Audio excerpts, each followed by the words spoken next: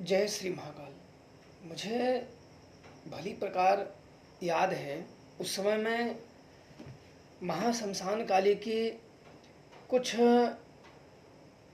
पूजा और हवन इत्यादि करने के लिए मुझे शमशान जाना था। शमशान में क्रिया करनी थी और शमशान वह क्रिया करने के योग्य जहाँ रात में कोई भी व्यक्ति आए ना, आपको डिस्टर्ब ना करे। तो मैंने अपना एक शमशान पहले से चुन रखा था, वही मैं जाता था। और जिस दिन मैंने जाने का निश्चय किया था उस दिन बारिश बहुत ज़ोरों से थी और बारिश रुकने का नाम ही नहीं ले रही थी। बहुत इंतज़ार करते करते करते करते थोड़ा कम बारिश हुआ तो सारी सामग्री लेके बारिश में ही निकल पड़े कि जो ये शुभ घड़ी है वो निकल ना जाए और अपनी क्रियाओं को कर पाऊँ। अब बारिश में सारे रास्ते में जो नदी नाले थे सभी जगह पे पानियाँ भर गया था। जैसे तैसे करके पहुँचे शमशान में। अपनी जो सारी सामग्रियाँ थी वो सब लेके वहाँ पहुँचे और कुछ रात तक प्रतीक्षा करने के बाद लगभग मुझे क्रियाएं 12 बजे रात करनी थी, तो मैं 11 बजे तक ऊपर ही रहा क्योंकि बारिश बहुत तेज़ थी। तो मैं रुक रुक के जा रहा था, कई जगह में बहुत तेज़ आ जा रही थी तो रुक जाता था। जैसे तैसे करके हमें 11 बजे जैसे तो पहुंच गया था क्योंकि रात को मैं निकला ही था। लगभग 8 बजे अपने स्थान से शमशान जाने के लिए निकला ही था। 11 बजे जैसे तैसे करके मैं शमशान पहुंच गया तो ऊपर एक पेड़ है, थोड़ा सा छावनी बना हुआ है, तो वहाँ रुका। सारे कपड़े उपड़े देखे क्या भेजा, सामान देखे कि क्या भेजा है क्या नहीं भेजा है। अब मुझे नीचे जाना था जहाँ मुझे क्रिया करनी थी। उस समय लगभग 11:30 के करीब रहा होगा। अमावस्या की रात्रि थी, बिल्कुल चारों तरफ घुप अंधेरा। बिजलियां जब चमकती थी तो थोड़े बस दिखते नहीं थे, नहीं तो घुप अंधेरा था उस समय। और शमशान में मैं देख ही रहा था कि कहाँ बैठे, ऐसी जगह पे ना बैठ जाओ कि माटी ही गिर जाए और गंगा में ही समाहित हो जाओ। तो कुछ ऐसे देख रहा था। तब तक बहुत ज़ोर से जब बिजली कड़की तो बिल्कुल जैसे उजाला हो गया। तो मैंने दूर एक आदमी को देखा, सफ़ेद कपड़े हुए, बिजली चमकी तो मैं थोड़ा सा ऊपर देखा तो मैं थोड़ा सा दूर नदी के पास माँ गंगा के किनारे ही थोड़ी सी दूर पे मैंने एक आदमी को देखा। और फिर बिजली जब ख़त्म हो गई तो मेरे अंदर डाउट हुआ कि वो क्या है, कौन है, आदमी ही था कि कौन था कौन नहीं था, क्योंकि शमशान में अकेले अमावस्या की रात्रि तो भूत प्रेत भी हो सकते हैं या कुछ अन्य भी चीज़ें हो सकता है या कोई जानवर भी हो सकता है या गाय भी हो सकती हैं। तो मेरे मन में ऐसे वहम चल रहे थे।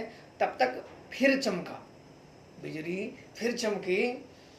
तब वो थोड़ा सा और नज़दीक मेरे को दिखा तो मेरे को कुछ डाउट हुआ।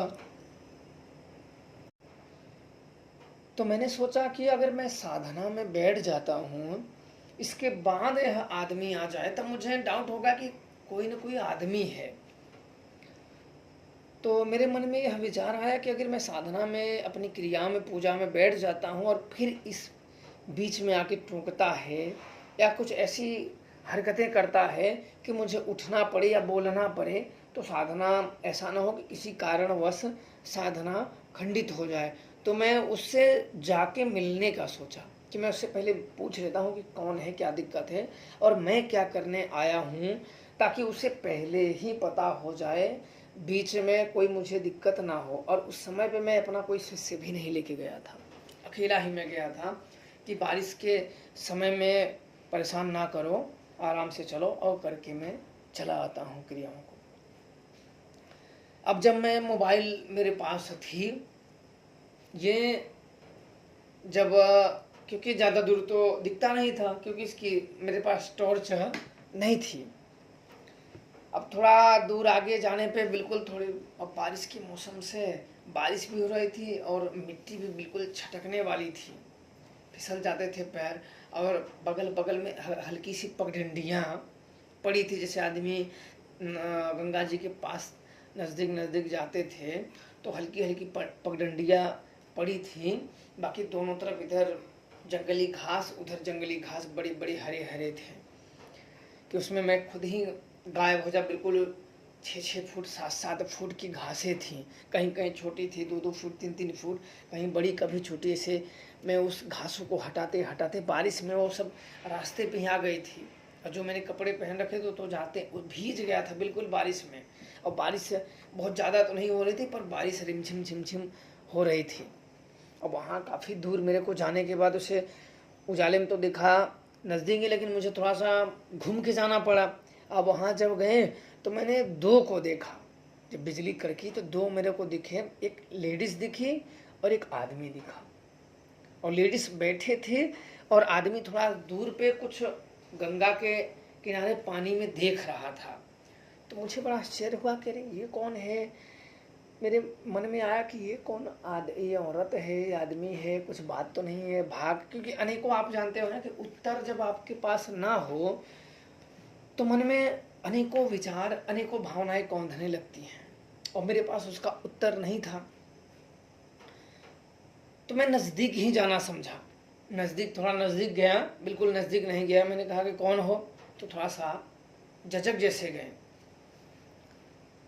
झिझक जैसे गए तो मैं थोड़ा सा शांति बनाए रखा। मेरे को लगा कि ये कोई भाग पड़ा तो नहीं है, ऐसे झिझक गए तो थोड़ा सा सकपका गए। तो मैं थोड़ा सा और नज़दीक गया, लगभग मेरी और उसकी दूरी लगभग फिर भी 10 फीट जैसी रही होगी। इतना दूर मैं खड़ा हो गया। उस समय करीब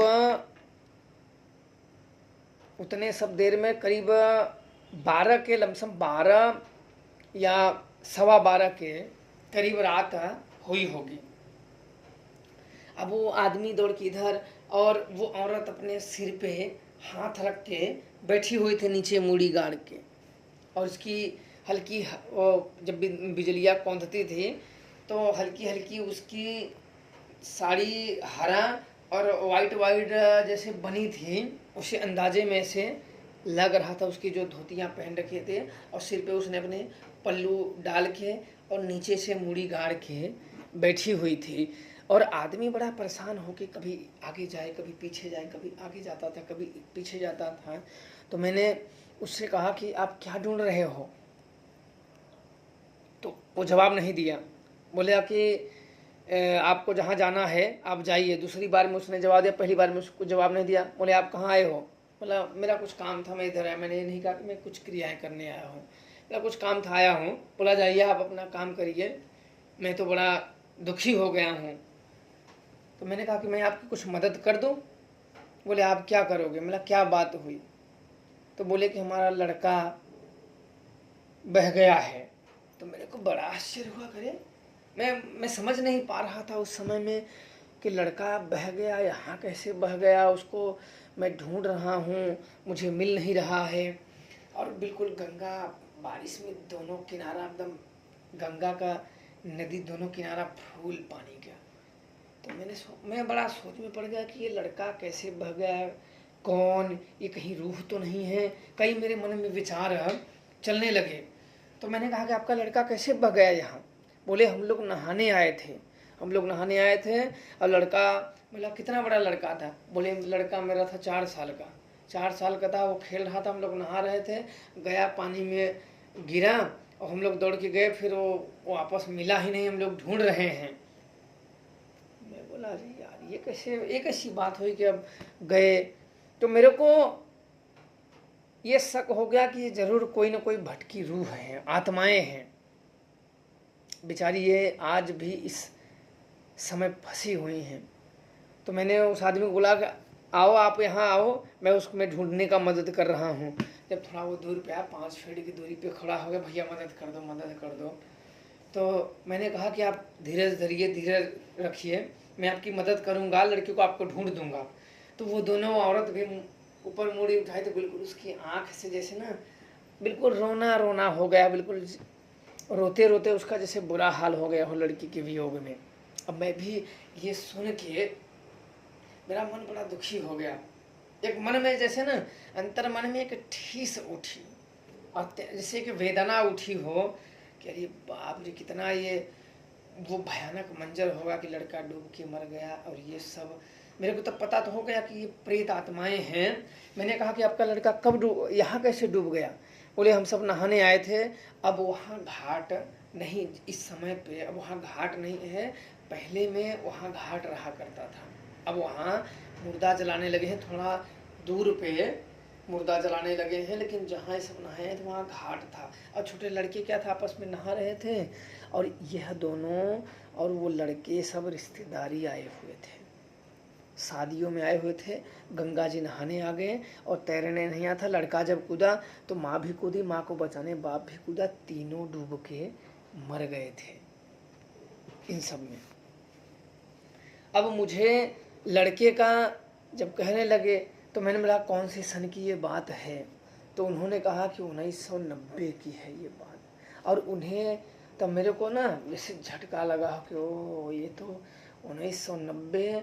और मैं उस समय जब समय मिला तो मैंने बोला कि ये तो 30 साल हो गया। मैं उस समय सन 2020 में पूजा करने के लिए गया था, बारिश के महीने में। मैंने सोचा कि ओ इनके साथ तो बहुत नाइंसाफ़ी हुई है, ये तो 30 साल से उस लड़के के वियोग में भटक रहे हैं। मैंने कहा कि मैं आपके लड़के का ढूंढ दूंगा, आप निश्चिंत रहें, मैं आपके लड़के को ढूंढ दूंगा। बोले कि आप ढूंढ दो ढूंढ दो ढूंढ दो, हम लोग जाएंगे, मुझे अपने घर जाना है, यहाँ से हम लोगों को नहाने आए थे, नहा के जाएंगे, अपने घर जाना है। और मैं अगर यह उन रूहों को, उन आत्माओं को बता दूं कि आप लोग मर चुके हो ना, तो मेरी बातों को विश्वास नहीं करते। दरअसल आप लोगों को मैं बता दूं कि जब कोई रूह या आत्मा मर जाता है किसी चक्र में, तो वो जब प्रेत आत्मा बन जाता है तो उसको यही लगता है कि हम अभी जिंदा हैं, अभी हम जिंदा हैं, और जो वो कर रहे हैं वो उसी समय की बात है। अगर मैं कहूँ कि वो बीत गया है, आपका लड़का मर गया है, तो वो शायद कि मुझ पर हमला कर दे। मैं समझ गया था कि ये रूह हैं। इसके बाद मैंने उनसे कहा कि मैं आपके लड़के को सांत्वना काफ़ी बंधाई, तब उन्होंने मुझ पर विश्वास किया।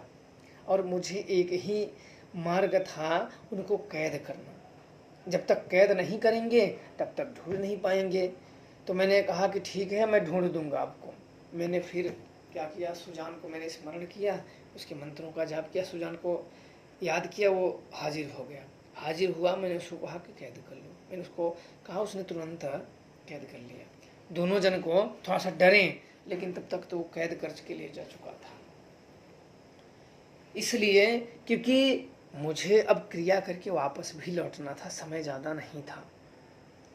अब उस समय पे सब क्रिया, सब बात करते करते 1:30 बज गया था। 1:30 बज गया, मैं आया फटाफट अपनी क्रियाओं में, लेकिन मन में वो सारी बातें, वो सारी घटनाएं मन में चल रही थी। मन मस्तिष्क में वो सारी विचार, सारी बातें चल रही थी कि उसके साथ क्या हुआ, बड़ा अन्याय हुआ, उसका लड़का कहाँ गया, बेचारे माँ बाप कैसे डूब के मर गए। वो सब जैसे ना नेत्र के सामने चल रहे हो, चलचित्र के समय समझ हमारा मन हमें खुद ही चित्र दिखाने लगा कि ऐसे हुआ होगा, वैसे हुआ होगा। तो हम जैसे तैसे करके अपनी पूजा किए, जैसे तैसे करके अपनी पूजा किए। पूजा करने के बाद मैंने माता काली, महाशमशान काली की वंदनाएँ की, उनकी वंदना की, पूजा की, भोग अर्पण किया। अर्पण करने के बाद फिर सारी क्रियाएं करके मैं निपत्त हुआ। और उस समय पे समय हो गया था 4 बज गया था। तो मैंने सारी अपने सामान एकत्रित किए और वहाँ से निकल पड़े। फिर अपने स्थान आके नहा के सो गए। तो उठे 1 बजे। 1 बजे दिन में मेरी नींद खुली। फिर गए स्नान करने के लिए, स्नान करके खाना वाना खा के फिर सोए। अब 2 दिन इस क्रिया में, 2 दिन और भूत प्रेत वाले आने वाले थे, तो उन सब की क्रिया हुई। फिर मुझे 2 दिन के बाद समय मिला। जो आदमी था उसका नाम सूरज था, जो महिला थी उसका नाम आकांक्षा था, और जो लड़का था उन लोगों ने उसका नाम सोनू बताया था। अब मुझे सूरज और आकांक्षा तो मेरे पास थे और ये सोनू नहीं था, और इसमें मुझे यह जांचना था कि यह हो सकता है कि इसकी लाश कहीं दूर चली गई हो, या इसकी आत्मा मुक्त हो चुकी हो और इन लोगों के उस लड़के के वियोग में ये इसी में फंस गए हों, या तो किसी तांत्रिक ने कैद कर लिया हो, सिद्ध कर लिया हो। कई ऐसी मेरे मन में विचार धारणाएं चल रही थी कि उसके साथ क्या हुआ है, क्या नहीं हुआ है, कैसे हुआ है। तो एक दिन मुझे समय मिल गया, 3 दिन के बाद मुझे समय मिला। मैंने फिर सारी सामग्रियां मंगाने के बाद मैंने फिर सुजान को हाजिर किया। हाजिर करने के बाद सूरज और आकांक्षा की रूह को मैंने आज़ाद करने के लिए बोला, छोड़ने के लिए। इन दोनों को एक सुरक्षा घेरा बना के उस सुरक्षा घेरे में छोड़ा, तो ये दोनों हाजिर हुए। हाजिर होने के बाद इन दोनों से जब मैंने, काफ़ी डरे थे, मैंने कहा कि आप फिक्र ना करें, मैं आप लोगों को नुकसान नहीं पहुंचाऊंगा, मैं आपकी मदद करना चाहता हूं, मैं आपकी मदद करूंगा। तब वो थोड़ा सा, क्योंकि इन सब में इन भूतों का विश्वास जीतना बहुत ज़रूरी है, अन्यथा ये डरे रहते तो कुछ भी काम नहीं बनता है। मैंने कहा कि आपको नुकसान नहीं पहुंचाऊंगा, मैं आपकी मदद करूंगा। तब वो थोड़ा सा आगे आए। तब मैंने सूरज से सवाल किया कि आप यहाँ कहाँ आए थे? बोले यहाँ मेरा रिश्तेदारी है, मेरी साली रहती है, मैं वहाँ आया था शादी में। और शादी होने के 1 दिन पहले सब लोग नहाने आए थे, तो हम लोगों को भी बोले कि चलो नहा लो। तो हम लोग नहाने आए थे और हमारा लड़का वहीं इधर उधर खेल रहा था, तो हम लोग भी थोड़े पानी में नहाने लगे। और वो थोड़ी सी दूर जाके वो करार पे इधर बगल बगल जा रहा था, छटक के वो फिसल के पानी में गिर गया। तब तक हम लोग भी जल्दी जल्दी गए, और तैरने नहीं आ रहा था। दौड़ के मैं कूदा लड़की को पकड़ने के लिए, तो मैं डूबने लगा। तब तक मेरी वाइफ आई आकांक्षा, वो भी कूदी पकड़ने के लिए, वो भी डूबने लगी, और यह तीनों डूब के अकाल मृत्यु हो गई थी। अब यह सुन के मेरे को बड़ी दुख हुआ। अब मैं कर भी क्या सकता था, इन सब क्रियाओं में मैं कर क्या सकता था। और इसमें ये इन सब की आत्माएं भटक रही थी उस लड़के के लिए, क्योंकि लड़का जब डूबा, अब छोटा सा था, अंदर बैठ गया, इन लोगों को तैरने भी नहीं आता था, उसकी इन लोगों की लाश नहीं मिली। इन सूरज आकांक्षा की लाश तो मिल गई थी, पर उस लड़के की लाश नहीं मिली। और ये मरने के बाद ये बोले कि जब हम पानी में डूबे तो फिर हम जागे, फिर अपने लड़के को ढूंढने लगे, पर मिला नहीं। तो मैं समझ गया कि ये मरने के बाद तुरंत जब प्रेत आत्मा बने तभी ये जाग गए। लड़के के वियोग में इनकी प्रबल इच्छा थी, लड़के के प्रति प्रबल इच्छा थी, उस प्रबल इच्छा के कारण ये प्रेत बन गए, और तुरंत ही आज तक उस लड़के के लिए भटक रहे हैं। मैंने कहा ठीक है, मैं पता लगा के आपके लड़के को मैं आपके पास दे दूंगा। बोले आपकी बड़ी मेहरबानी होगी। बोला ठीक है, अवश्य। फिर मैंने सुजान को पकड़ने के लिए कहा, फिर सुजान ने कैद कर लिया, लेके गया। अब मुझे पता लगाना था सोनू को, अब मुझे कोई शक्तियों को भेजना था ये पता लगाने के लिए कि आखिर ये सोनू है कहाँ, इसकी रूह कि मुक्त हो गई है तो कुछ नहीं कर सकते हैं, कि अगर कहीं और बंधनों में है तो कुछ कर सकते हैं। समय से बीतने लगा। 3 दिन के बाद मैंने यह निश्चय किया कि उसका पता लगाते हैं। अब एक शक्तियों को हाजिर करके पता लगाते हैं। इसके बाद मैंने चुना कि अहिराक्ष को बुलाते हैं, इसी को पता लगाने के लिए भेजते हैं। एक दिन रात्रि को मैंने उसका भोग दिया और पूजा दिया। अब देने के बाद मैंने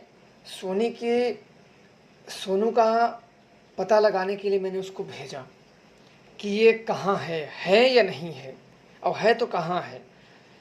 अब उसको मैंने भेज दिया। भेजने के बाद लगभग 5 मिनट के बाद उसने आया। उसने बताया जो वो काफ़ी चौंकाने वाला बताया। उसने बताया कि लल्लन नाम का तांत्रिक है, उसने बताया कि वहाँ उसका डेरा है और उसी ने उस लड़के की रूह को कैद कर लिया है और अपना कार्य करवाता है। अब इतना सुन के तो मेरे को तो जैसे ना, अब क्या बताएं, बहुत हालत ख़राब हुई कि बताओ लो, ऐसे ऐसे छोटे छोटे लड़कों को ये कैद करके कार्य कराते हैं और नाम दे देते हैं कच्चा कलुआ, कच्चा कलुआ, कच्चा मसान, या को क्या क्या पता नहीं क्या क्या नाम देते हैं। और ये आया था बगल में जहाँ मैं शमशान में गया था, उस समय पे इक्का दुक्का वो शमशान तब अपने उभार पे था, वहाँ कोई ज़्यादा लाशें नहीं जलती थी। इक्का दुक्का कभी कभी आ जाया करते थे, पर वो घाट का सीमा समाप्त हो रही थी। इसके बाद क्या हुआ कि वहाँ का ही प्रेत उस लड़के को मार दिया था। लड़के को पानी में लेके डुबा और खींच ले गया। इन लोग गए, इन लोगों को भी डुबा दिया। और वह तांत्रिक आया था साधना करने के लिए, तो वो लड़का रो रहा था क्योंकि वो भी प्रेतात्मा बन गया था। वो रो रहा था और वो क्योंकि पहले मरा था तो वो पहले जाग गया था और उसने कैद कर लिया। कैद करके अपने कार्य को करने लगा। जब इतना सब बातें बताई तो मेरा तो मन बड़ा खराब हुआ। कह रही यार, दुनिया में ऐसे ऐसे लोग होते हैं। फिर उसने सारी चीज़ बताई, उसने जो जो इसके साथ हुआ था। अब मुझे उसके पास जाना था, इस लल्लन तांत्रिक के पास। लल्लन तांत्रिक के पास जाके मुझे उसकी रूह को लेना था। सोनू के आत्मा को मुझे चाहिए था, उसकी प्रेत आत्मा जो बनी थी, जो रूह है, वो मुझे चाहिए था। और हम लोग 5-6 लोग वहाँ एक दिन, उसके अगले दिन निकलने का प्लान बना लिए कि हम यहाँ जाएंगे, क्योंकि वो ज़्यादा दूर नहीं था, लगभग 17-18 किलोमीटर दूर था। वहाँ गए तो हम लोग जब दरवाजे पे गए तो काफ़ी अंदर बहुत सारा मजमा लगा था। उसने काफ़ी अपने चेले चप्पड़ बना रखे थे। वो भी बैठ के बढ़िया ज्ञान दे रहा था। वो काफ़ी उसके चेले चप्पड़ सेवा सत्कार कर रहे थे। मैंने बोला ये रहा माधर चौध हराम ज़्यादा। और अपने चेले जब मैं देखा तो मेरे को देख के तो इतने गुस्सा पड़ा कि पहुँचूँ और पहले एक लात पहले मुंह पे ही मारूं, फिर शक्तियाँ बाद में देखें। इतना मेरे को गुस्सा उस पर लग रहा था।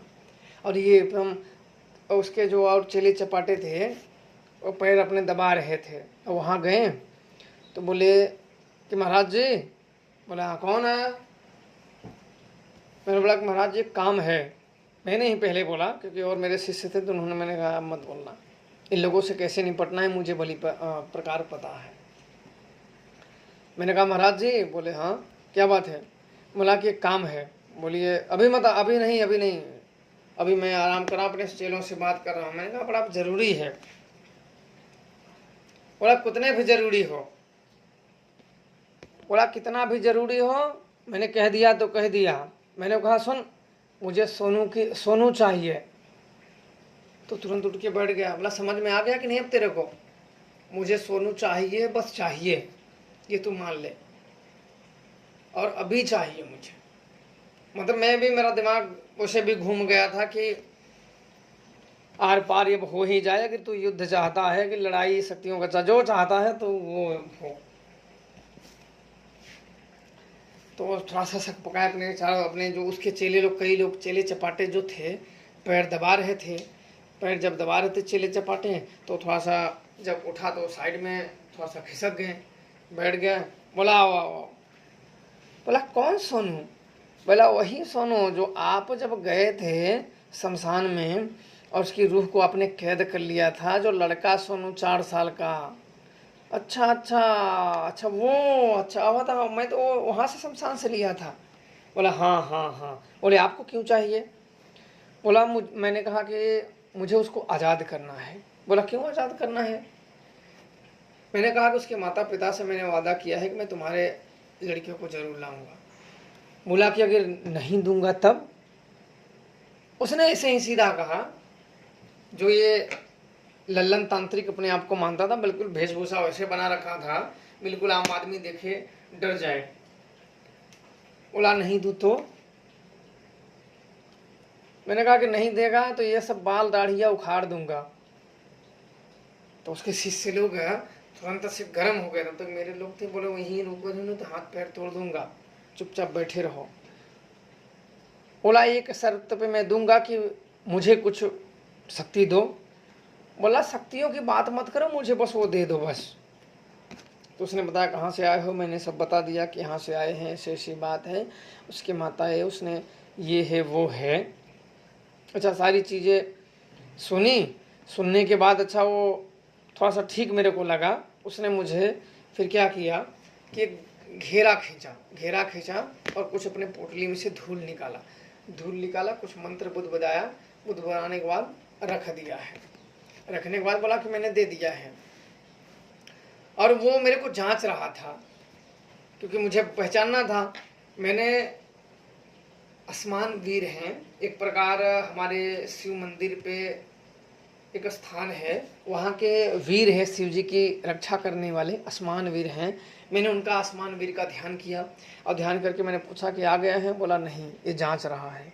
मैंने कहा कि लल्लन तांत्रिक जांचना बंद कर और तू मेरे हाथ में दे। तब उसने दूसरी बार में थोड़ा शक पकाया, जब उसका नाम मैंने लिया तब थोड़ा सा वो शक पका गया।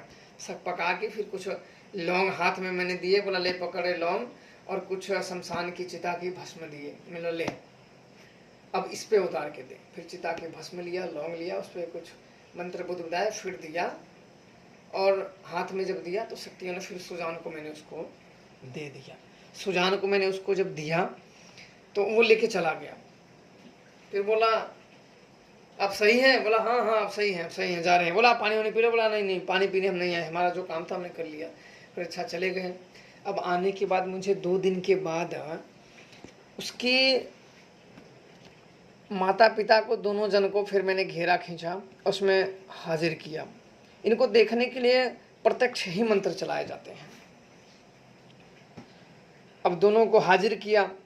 हाजिर करने के बाद फिर इनके लड़के को, सोनू को, जो सोनू की रूह थी, उसको हाजिर किया। हाजिर करके जब दिया तो माँ तो जैसे उसकी दौड़ पड़ी हो, माँ बिल्कुल दौड़ पड़ी हो, पकड़ के रोने लगी। उसका बाप भी बिल्कुल, ये सब रोने लगे। मेरा मन, अंतर आत्मा जो थी ना, यह करके मेरा बहुत प्रसन्न अंतर मन हुआ कि यह एक धर्म का कार्य मैंने किया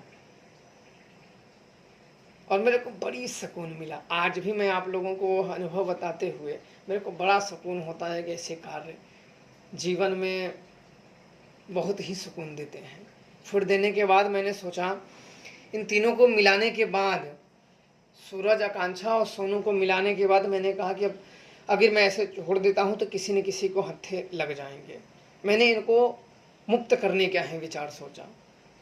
इन सबको मैंने, तैयार तो नहीं हो रहे थे, पर मैंने सोचा कि सब मुक्त हो जाएं, आगे के जीवन में, आगे के चक्कर में, जो इनका जीवन है वो आगे के चक्कर में जाएं।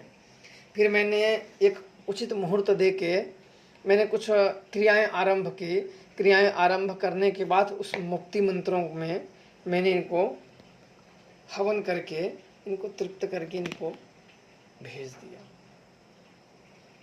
और मैंने प्रार्थना किया माता शमशान काली थे कि हे माता शमशान काली, इस देह का अंत आपके ही द्वार पे होता है। इंसान कितना भी अहंकारी हो, कुछ भी हो, उसका सारा अहंकार शमशान में नष्ट हो जाता है, और आप शमशान की काली हैं। हे माता शमशान काली, इसकी आत्मा की मुक्ति हो। मैंने माता से ऐसे प्रार्थना की। प्रार्थना करके बिल्कुल सब शांत हो गया जैसे, और मेरा भी मन बड़ा प्रसन्न हुआ कि जीवन में मैं ऐसे कार्य कर पाया। और आज भी आप लोगों को बताने में मेरे को बड़ा अच्छा महसूस होता है। और आज भी ऐसे कई आत्माएं जो हैं इस धरा पे भटक रही हैं। इस संसार में बहुत सारे रहस्य छिपे होते हैं, बस उसे होता है देखना और समझना और मदद करना। बहुत सारे ऐसे हैं जो आज भी किसी न किसी इच्छा के लिए वो भटक रही हैं। बाकी आप लोग खुश रहें, प्रसन्न रहें। अब आप लोग ही किए कि मैंने अच्छा किया या बुरा किया। जय श्री महाकाल।